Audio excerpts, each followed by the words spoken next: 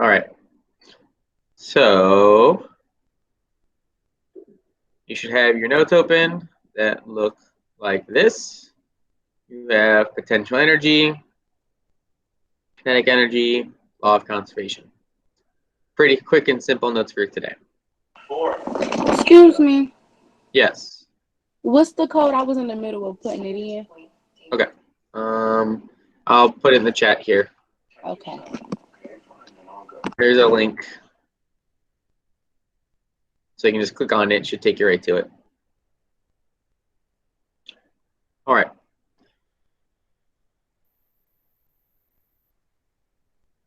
Okay, so the first question is, object that is not moving has no energy. All right, so let's see, let's post. All right, that is false. The answer is false for that one, and here's how we did. All right, majority of the class got it right. It is false because an object that is not moving still has potential energy, which is what we're going to be talking about today. So it still would have potential energy.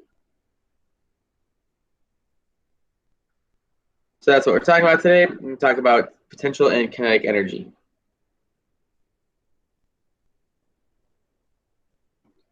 So first up, potential energy is the energy of position or stored energy. So this is what you write down here under definition. So that would be what goes in your definition spot here.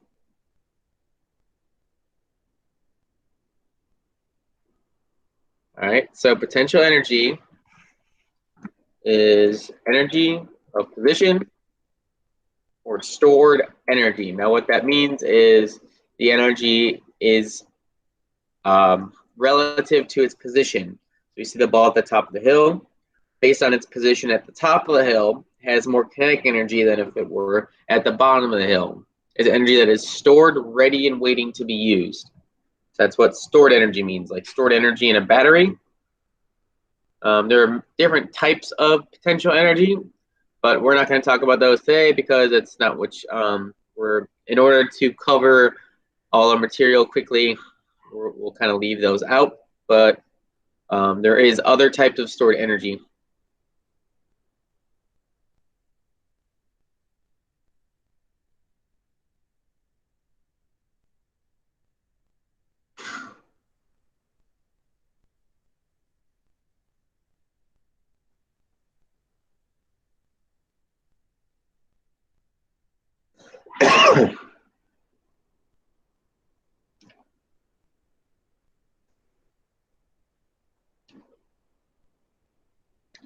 All right, so gravitational potential energy is based on its position. Now, position means height.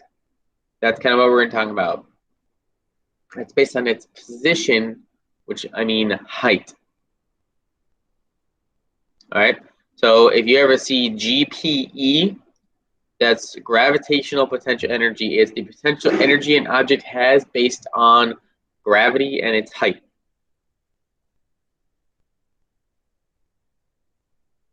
Here's some examples. You have, rubber band. You have a roller coaster at the top of the hill. That's why all roller coasters start off at the top of a big hill, is to gain potential energy so that it can make it through the whole roller coaster track. So that's why they all start at the top of the hill. They rarely start at the bottom. You can also think of that ball at the top of the hill. It's rolled to the top of the hill, which gains potential energy. If you think of it, the higher the hill it's on, then the more energy it'll have at the bottom, the faster it'll roll once it starts rolling.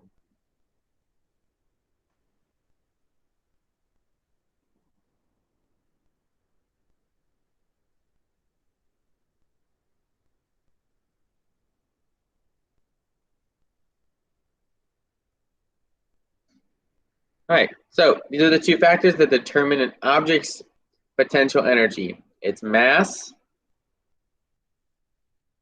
and its height.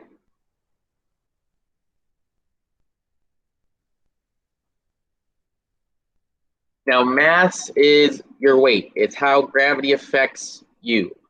The difference between mass and weight is mass is how much space you take up.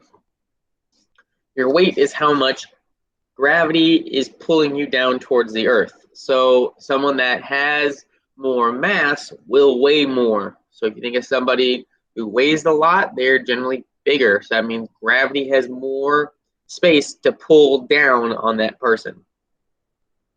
The height also makes a difference too, because the higher you drop something from, the more potential energy it'll have. Thus, the longer gravity can act on something in order to pull it to the ground.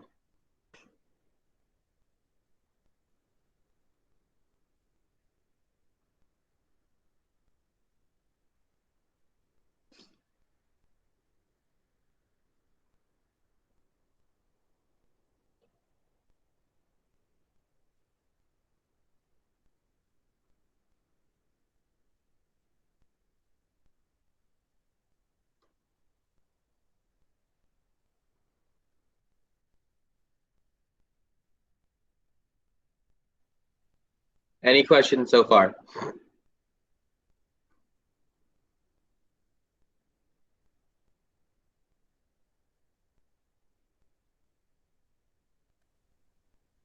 Okay. All right, so there's ways to calculate this energy. So this is the formula right here. It's the mass of something times gravity times its height in meters. Now, what I mean by times gravity, that's the acceleration due to gravity, which is 9.8 meters per second squared. So this G is always going to be the same for gravity. Not as long as we're on planet Earth. Gravity accelerates objects 9.8 meters per second squared. Now this meters per second squared part, that's just a unit. You don't have to square anything. So just think of it as a unit. The unit, speaking of, for potential energy is measured in joules. All right. Energy is measured in joules. Joules is representing the guy who came up with a lot of stuff that has to do with energy. So they named the unit after him. So that's why it's called joules. Energy is measured in joules. So you will write that in your formula.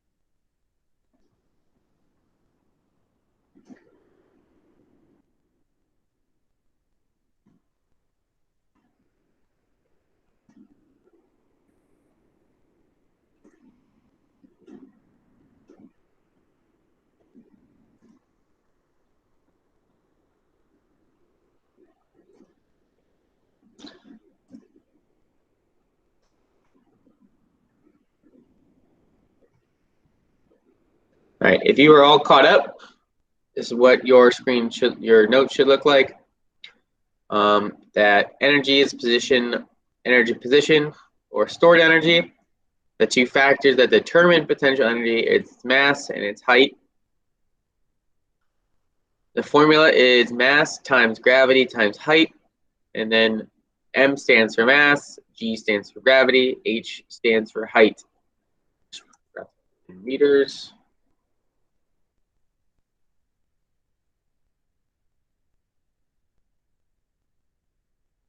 Now, the reason that I want to talk about this real quick, the two factors that determine our only mass and height is because gravity acts the same on all objects. If you take, let's see, a brick and a ping pong ball, the brick obviously has much more mass, but if you drop them at the same time, they will both hit the ground at the same time because gravity pulls them towards the earth at the same rate. Just because something has more mass does not mean it has more gravitational pull. So the force or the energy at which they hit the ground with will be different because there's more mass to it. But there is a situation where you could, if you took that ping pong ball and you raised the height high enough that it would equal the potential energy of the brick at some point, but the height would have to be very high for it in order for it to gain enough speed. So that's where you should be right now. We have this much notes. So we're gonna do some practice with this. I'm gonna show you how to use this triangle.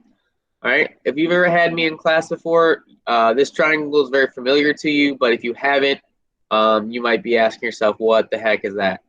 So with this triangle, I like to use this so it takes the guesswork and the algebra out of doing math. So in science, I want you to get it right, and I want you to get to the answer quickly.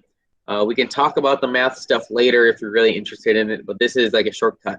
So how this works is if whatever the question is asking you to find, you cover it up with your finger, or you can cross that box out, but you cover that up and it reveals the equation. If you cover it up and there is up and down, all right, I'm going to put these here to remind you that you are dividing. Okay, and if it's side to side, you multiply. So I'm going to put these here to remind you that you multiply. Now, in this question, it says, find the gravitational potential energy of a light that has a mass of 13 kilograms that is 4.8 meters above the ground. So it says, find the gravitational potential energy. So whatever you are looking for in the question, whatever it's asking you to find, you cross out. So I'm going to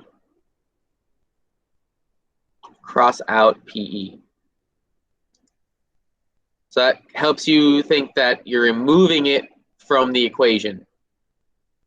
Now, you can see that M, G, and H are left. So I'm going to circle them. This is your equation to solve. Mass times gravity times height. So what you would be doing is M times G times H. And all these things should be in the problem somewhere. So has a mass of 13. So where I see M, I plug in a 13. So my equation would look something like this, 13. The mass always needs to be in kilograms, by the way. I'm going to try to redraw this because it's hard to draw with the mouse. 13 times. All right, gravity is always 9.8. It's always 9.8. It's not going to show up in the problem. It's not going to say that in the problem where, hey, remember, gravity is this. It's asking, you should automatically know that gravity is 9.8. Unless we're doing a problem where we talk about you being on the moon, then I would give gravity to you. But gravity is 9.8. So 9.8 times the height. So in the problem, it says the height is 4.8 meters off the ground. So that would be the last bit. Times 4.8.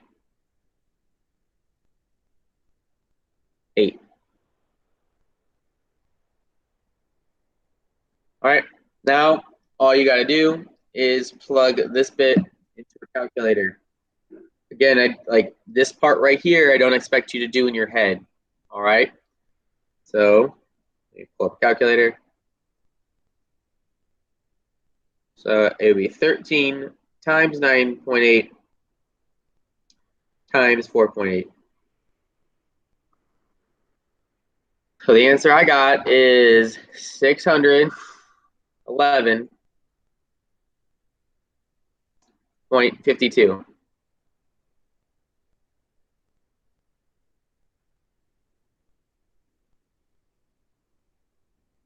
Remember, it's in joules, so you need a J here. And that is your answer.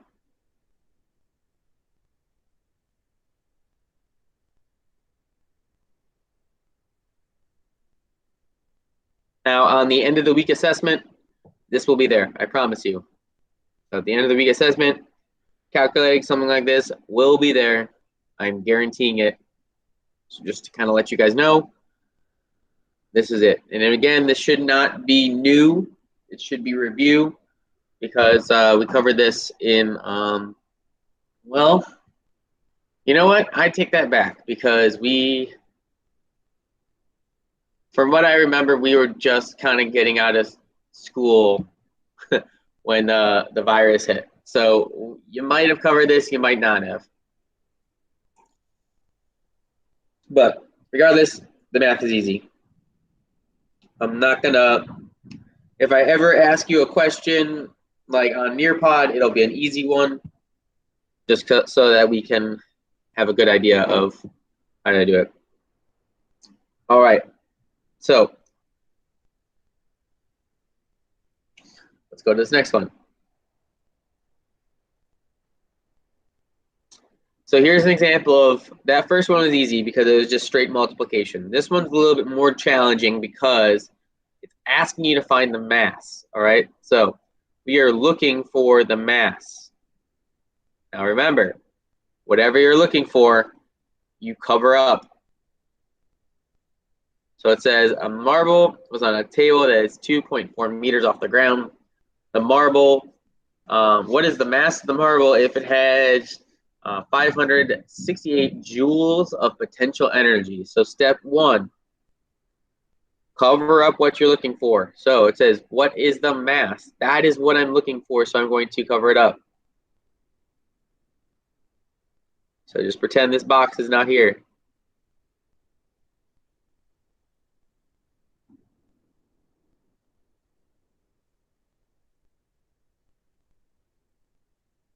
You don't have to do it this extreme every time. I'm just trying to prove a point. All right, so remember, you multiply across the bottom, and you divide up and down.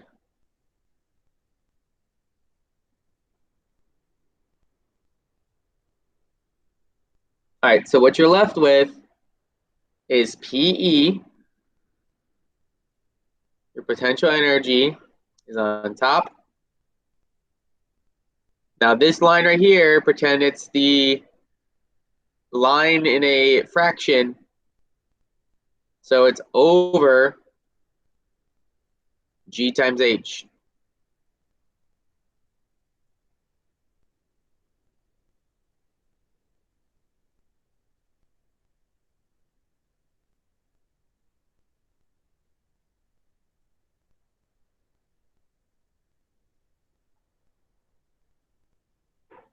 Okay. So this is your formula. PE divided by G times H. So plug in the information in this problem. All right, so it asks you what, so let's start with the potential energy. So the potential energy is 568. So I'm going to start this one over here. 568. All right, divide by, plug in these numbers. All right, so we already know that gravity is 9.8.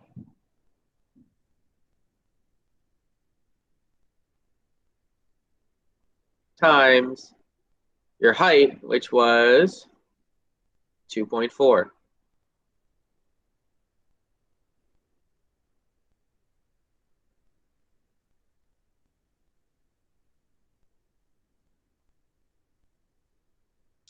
So plug this into a calculator and then put your answer up top. Now remember, use your order of operations from math class. Yikes, math class. All right, so make sure you multiply this out and then divide this number divided by the number you got there.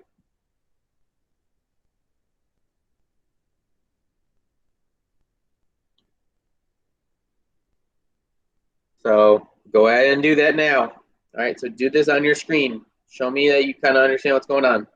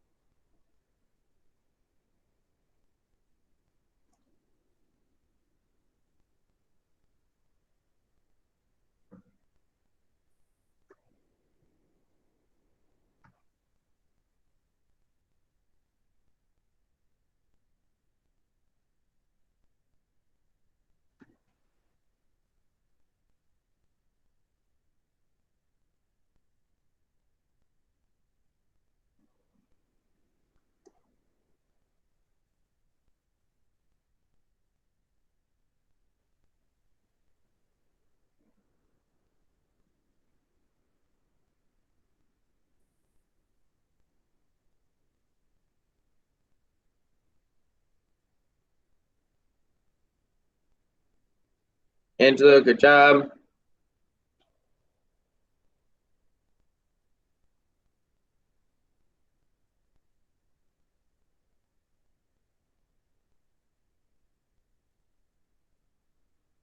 Jason, you set it up right. I just think that the math went wrong somewhere. James, good job.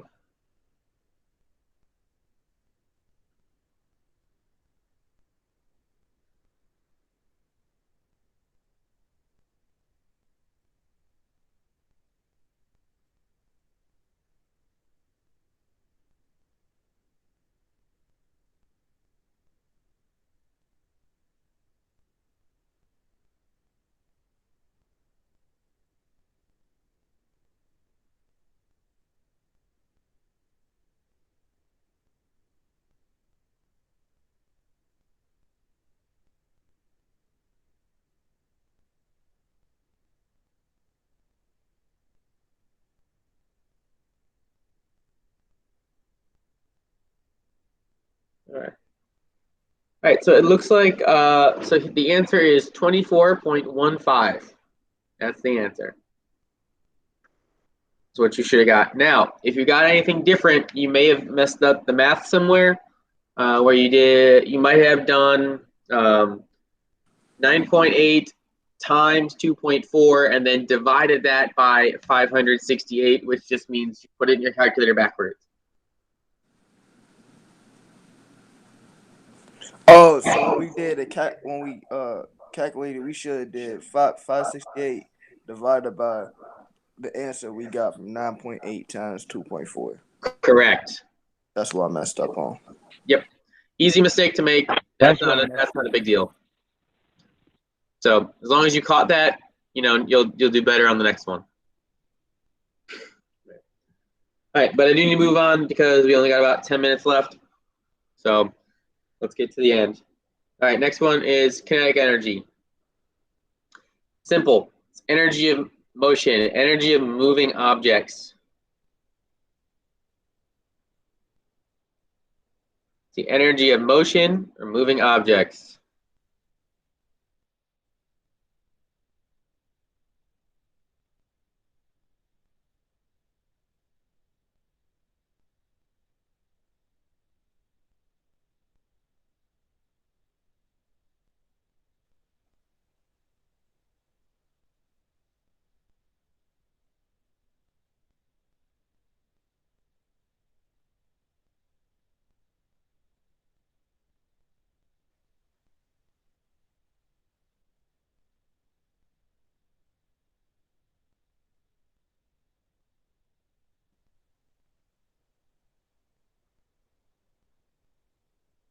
Okay, so energy and motion. So once you push that ball down the hill, the energy is converted from potential energy into kinetic energy, which is the energy of objects that are in motion.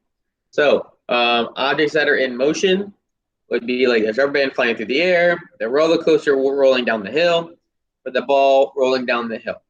Those are when the object starts to move, you have kinetic energy.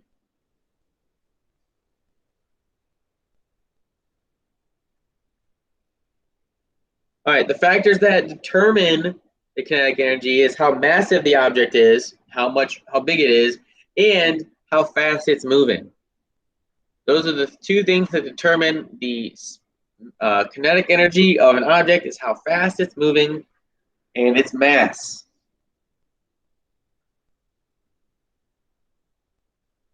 So if you increase one of those or decrease one of those, it will affect the kinetic energy. So if you're looking at the picture of that Hummer versus the tiny smart car, the Hummer has a lot more mass. So when it starts moving, it's going to have a lot of kinetic energy. If the kinetic energy if you need to have equal kinetic energy, the small car would have to move a lot faster. So if both the large car and the small car are moving at, say, 10 miles an hour, the large car would have a lot more kinetic energy because its mass is a lot greater. But if you increase the speed of the small car high enough, it can have as much, if not more, kinetic energy than the large truck. So that should be going in for kinetic energy 1 and 2. What two factors? Speed and mass.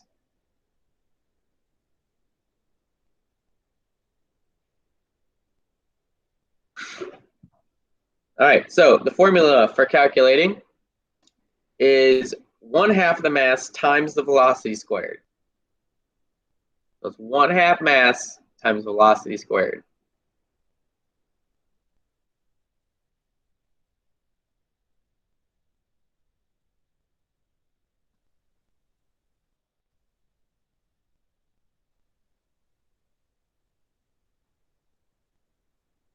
M stands for mass, V stands for velocity or speed.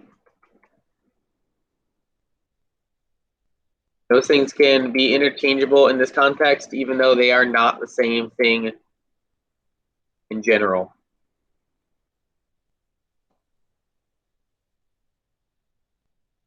So the triangle works the same way. You multiply across the bottom, you divide up and down.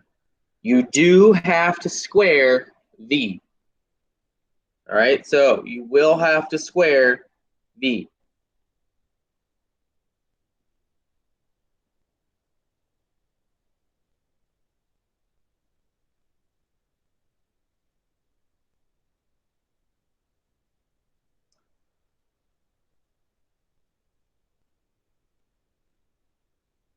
Here's an example. All right, so what is the mass of the basketball? All right, so we start off, cover up mass.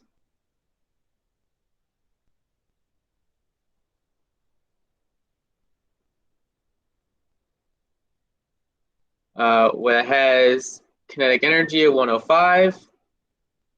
The energy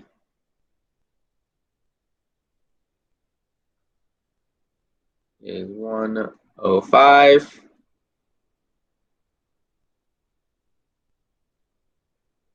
Traveling at 10 meters per second squared. Okay, so this is 10 meters per second. All right, remember we need to square this.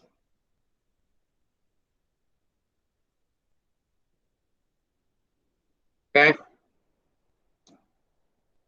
so your formula would be KE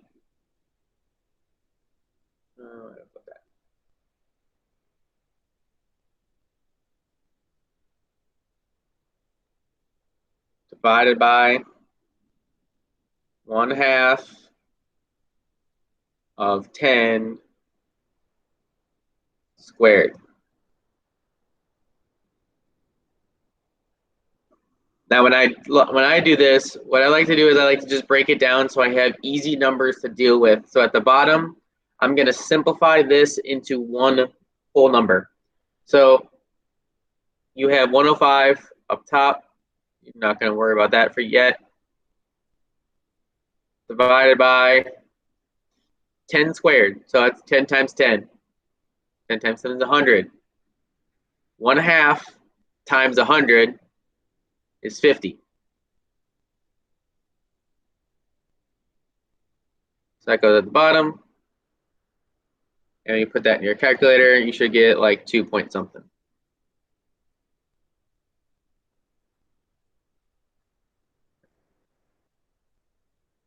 2.1.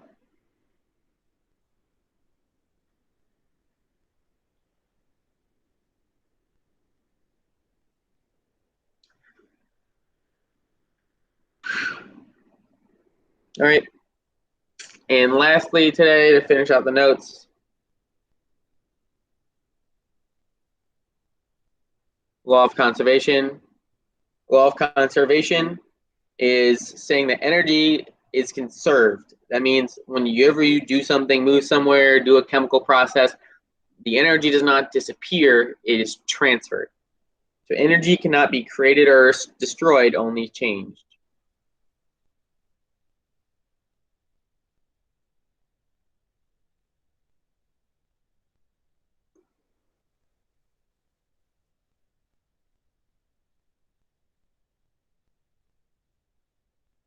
So if you look at the page that we've done today, or the lesson, you could see like we used a lot of that ball at the top of the hill. When you roll that down the hill, the energy is not disappearing, it's being changed from one thing to the next. That's what the law of conservation is. All right.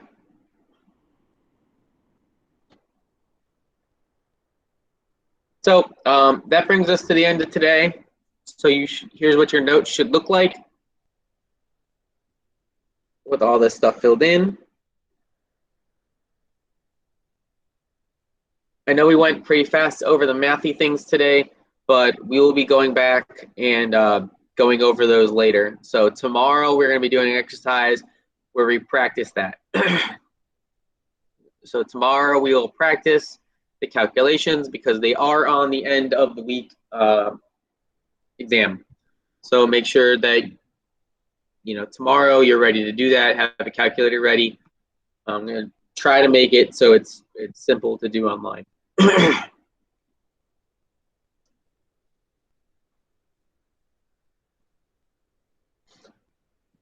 right. So that's all I got for you today. What you should do is you should submit that document, the notes on Schoology through that assignment like you've been doing. And make sure you have the warm-up done for today. So submit the document, make sure the warm-up's done, and if you have those things done, you're free to go, and I will see you guys tomorrow.